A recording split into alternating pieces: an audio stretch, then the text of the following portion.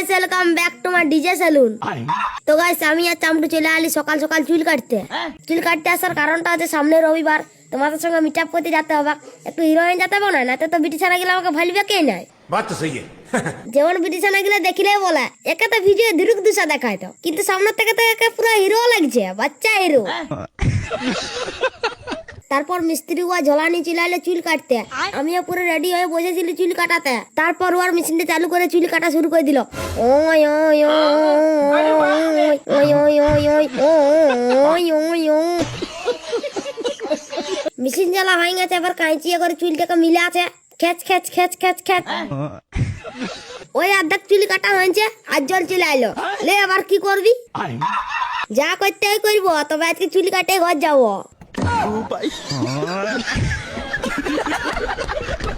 তারপর জলটা আরো জোরে চলে আইলো, 7 ফোঁটার জল ঢুকে যাচ্ছে।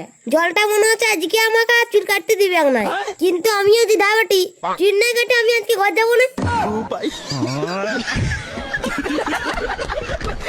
এখন মেশিনের কাজ শেষ, কুড়ের কাজ শুরু। বেশি কিছু বলবো না, কুড়টা একটু ভালো করে চালাবে গুরু।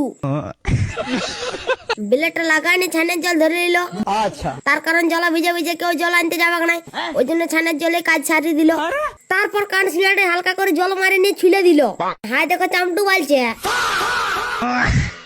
তারপর 5 সাইডটা একটু জল মারি ছুলে দিল, পেছন দিকটা একটু ছুলে দিল।